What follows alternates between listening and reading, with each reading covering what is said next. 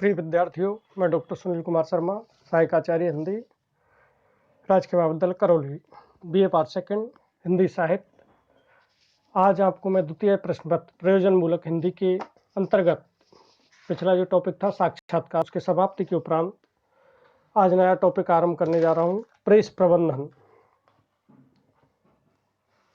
कि प्रेस में जो कर्मचारी हैं और साथ ही साथ मशीनरी आदि आवश्यकता की जो व्यवस्था है, उस व्यवस्था का प्रबंधन किस प्रकार से और किन किन बातों का ध्यान रखते हुए किया जाता है, इन सभी बातों पर चर्चा हम बारीकी से करेंगे और प्रमुख बिंदु जो प्रेस प्रबंधन के हैं उन सभी का अध्ययन करेंगे। सबसे पहले प्रबंधन क्या है।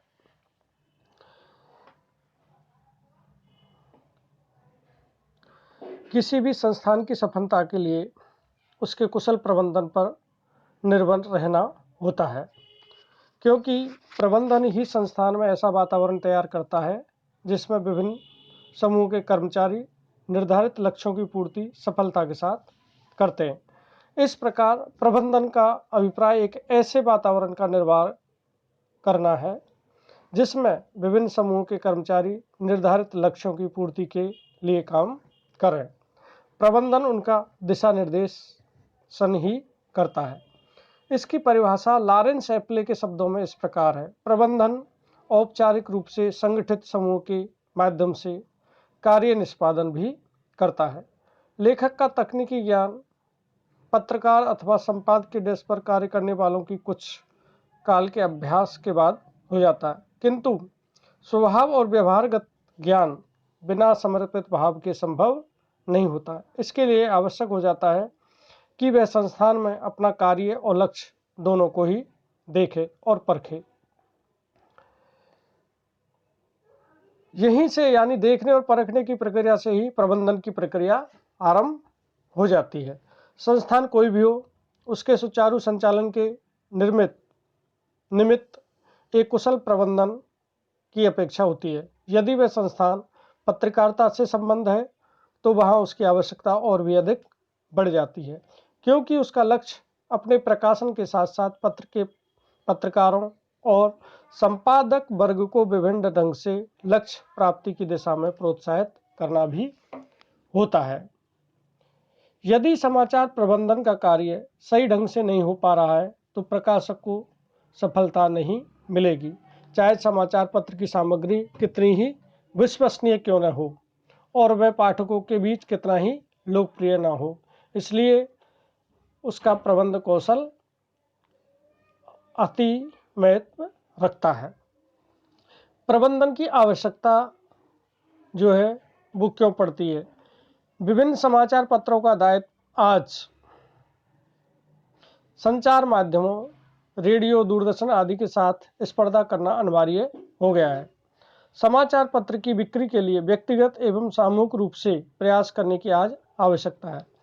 प्राय वित्तीय स्रोतों का प्रबंधन ठीक हो और उचित ढंग से उनका उपयोग हो तो समाचार पत्र प्रकाशन लाभकारी होता है, क्योंकि समाचार पत्र भी आज उद्यम है। अतः परिवर्तित आर्थिक, सामाजिक एवं तकनीकी परिदृश्य में समाचार पत्र प्रबंधन में व्यावसायिकता और तत्परता दोनों के समन्वय अनिवार्य हो गए हैं। पीटर एफ ड्रकन ने कहा है, प्रबंधन किसी आधुनिक संस्था का एक विशिष्ट अंग है जिसके कार्यों पर संस्थान का संचालन एवं अस्तित्व निर्भर करता है। प्रेस प्रबंधन वास्तव में कदम कदम पर अपनी महत्ता रखता है। किसी भी संस्थान की सफलता के लिए उसके कुशल प्रबंधन पर निर्भर रहना होता है, क्योंकि प्रबंधन ही संस्थान में ऐसा वातावरण तैयार करता है जिससे विभिन्न समूहों के कर्मचारी निर्धारित लक्ष्यों की पूर्ति सफलता के साथ करते हैं। इस प्रकार प्रबंधन का प्राय एक ऐसे वातावरण का निर्वाह करना है जिसमें विभिन्न समूह के कर्मचारी निर्धारित लक्ष्यों की पूर्ति के लिए काम करें। प्रबंधन उनका दिशा निर्देशन ही करता रहे। तो इस प्रकार से हम प्रबंधन का जो स्वरूप है और प्रबंधन क्यों आवश्यक है, इस पर हमने अभी बात की। अब आता है प्रबंधन के सिद्धांत, कि कोई भी प्रबंधन हो, किसी भी संस्थान का प्रबंधन हो, उस प्रबंधन के कुछ निर्धारित सिद्धांत हैं, उन सिद्धांतों की भी चर्चा हमें करना आवश्यक लगता है। सामान्य रूप से प्रबंधन कौशल में उसके सिद्धांतों की भूमिका भी महत्वपूर्ण है। किसी भी समाचार पत्र संस्थान की आवश्यकताओं के अनुरूप उनमें यथोचित अंतर किया जा सकता है, पर उनसे विमुख नहीं हुआ जा सकता। यह है, इसलिए हेनरी फियोल द्वारा स्थापित प्रबंधन सिद्धांत निम्न प्रकार से है। पहला है लक्ष्य सिद्धांत, जिसमें सभी व्यक्तियों को, जो कर्मचारी उसमें कार्य कर रहे हैं, उन सभी कर्मचारियों को उनके निर्धारित लक्ष्य की ओर ध्यान दिलाना अति आवश्यक है और उनको लक्ष्य पूर्ति के लिए प्रयास करते रहना चाहिए। नंबर 2, दक्षता सिद्धांत। जो व्यक्ति जिस कार्य में दक्ष है, उसकी दक्षता के अनुरूप ही उसको उस प्रकार का कार्य विभाजन किया जाना चाहिए, जिससे कि वो अपनी दक्षता को और भी ज़्यादा अच्छी या भली प्रकार से सिद्ध कर सके। नंबर 3, नियंत्रण सिद्धांत।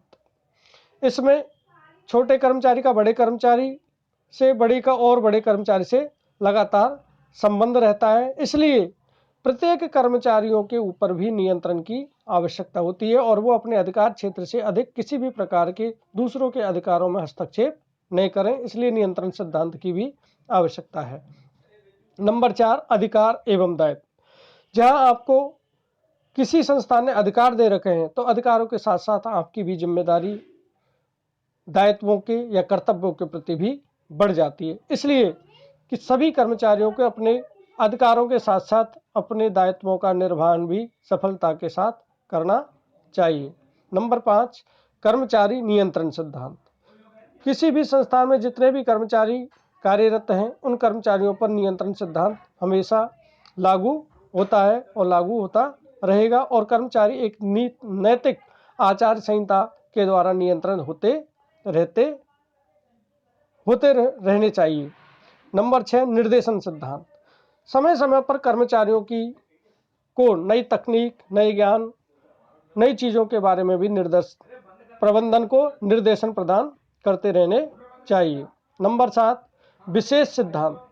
इसमें विशेष प्रकार की जो बातें हैं, उन बातों का समय समय पर ध्यान दिया जाना चाहिए। पदानुक्रम सिद्धांत।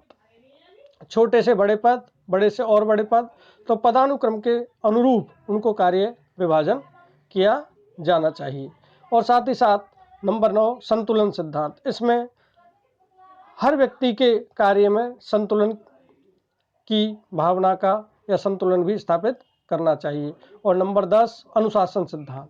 ये प्रत्येक संस्थान के लिए अति आवश्यक सिद्धांत के रूप में माना जाता है कि कोई भी संस्थान तभी उत्तरोत्तर विकास की ओर बढ़ेगी जब उसके कर्मचारियों में, उसके प्रबंधन में अनुशासन की भावना निहित होगी और अपने जो आचार संहिता है, उस आचार संहिता के अनुरूप वो अपना कार्य और अपने अधिकार और उत्तरदायित्व का पूर्णतः निर्वहन करते रहेंगे। इसलिए अनुशासन की महती आवश्यकता हर संस्थान के लिए, हर प्रबंधन के लिए जरूरी है।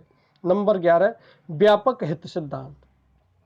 प्रबंधन को सिर्फ अपने व्यक्तिगत सिद्धांतों को या अपनी संस्थान के सिद्धांतों को ही ध्यान में नहीं रखना है, अपितु उनको अपने से संबंधित जितने भी लोग हैं, समूह हैं, उन सभी का व्यापक हित ध्यान में रखकर अपने प्रबंधन को महत्ता देनी चाहिए। कर्मचारी वेतन सिद्धांत। किसी भी कर्मचारी के स्तर के अनुरूप, उसके पदानुक्रम के अनुरूप उनका जो वेतन है और वेतन के अलावा दिए जाने वाले अन्य जो भत्ते हैं, उन भत्तों की एक निश्चित प्रणाली होनी चाहिए और वो सभी के सामने पारदर्शी तरीके से रखी जानी चाहिए, जिससे कि आपस में कर्मचारियों के मन में एक दूसरे के प्रति वैमनस्य की भावना उत्पन्न न हो सके।